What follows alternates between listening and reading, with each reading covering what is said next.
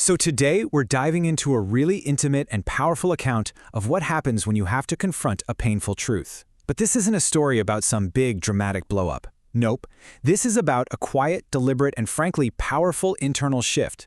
It's a journey that really kicks off the second that suspicion hardens into cold, hard certainty. And it all starts right here, with this one observation. See, she isn't really seeing anything new. She's just seeing everything differently. The person she thought she knew has suddenly become completely transparent, and with that comes a brand new and pretty unavoidable reality. So what's happening in this first stage? Well, it's all about this new, painful kind of clarity. It's not like some new piece of evidence just dropped into her lap. It's that the lens she's been looking at her husband through has fundamentally changed. Now every action, every word, every single glance is getting filtered through the reality of his infidelity. And what's so powerful here is that it's like her entire perception gets rewired. The present isn't just the present anymore. It's a constant echo of all these past betrayals. The source material puts it perfectly, saying everything now has a very clear association with his affairs. And that creates this unsettling but totally undeniable link between what's happening now and everything that happened then. Okay, so with this new clarity in place, something really fascinating starts to happen. The past, which used to be just this collection of confusing moments or things she just dismissed, it starts to reassemble itself. She uses this amazing metaphor of a puzzle, where all these scattered pieces are finally starting to connect. So it starts with these little fragments of memory, right? Little things that just didn't quite make sense at the time. Moments that were explained away, they all start bubbling up to the surface. And then, it's not just little moments anymore. We're talking about whole events. Things that once seemed totally random are now starting to show this underlying pattern. You can almost see a sequence emerging from the chaos of her memory. And finally, we get to specific incidents. The things that were once brushed off as just misunderstandings. Well, now they're being reevaluated under this new, harsh light. All the pieces are on the table now.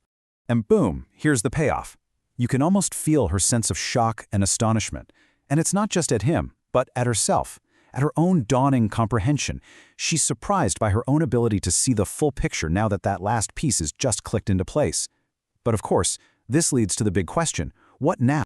So this brings her to a huge crossroads. The puzzle is complete, the picture is clear, now she has to decide how to react.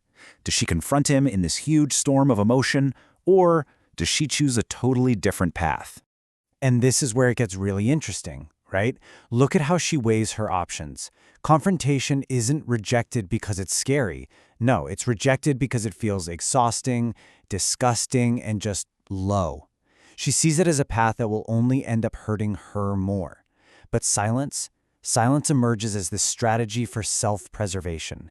It's a way to protect her own health, to save her nerves. And her reasoning here is just so incredibly smart. She's playing the tape forward, right? She knows that an emotional outburst is basically a dead end.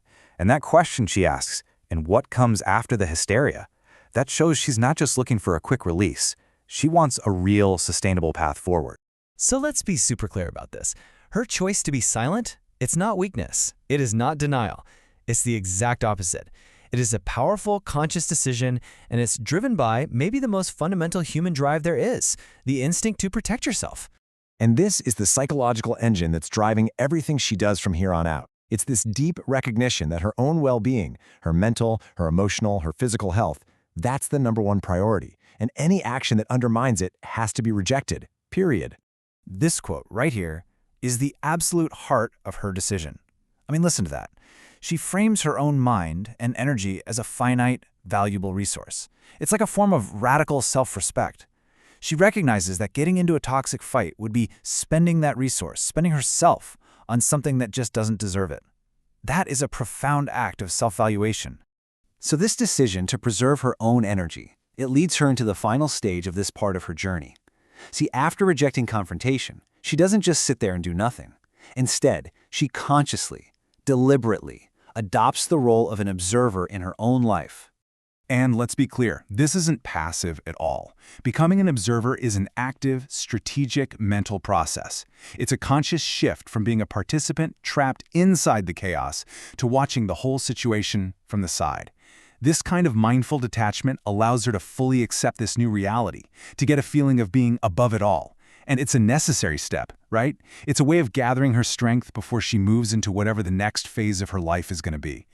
And listen to how she describes it. You can really feel that psychological distance she's created. By putting herself above it all, she's able to see the situation with this clear-eyed detachment, even labeling it as filth that's totally separate from her.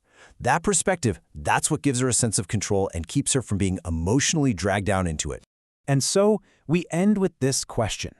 What this journey really shows us is that when you're faced with betrayal, the most powerful response isn't always the loudest one. Sometimes that quiet, deliberate act of preserving yourself, of choosing to observe instead of exploding, well, that can be the greatest strength of all. It's a silent reckoning that puts the self first, and it paves the way for whatever comes next.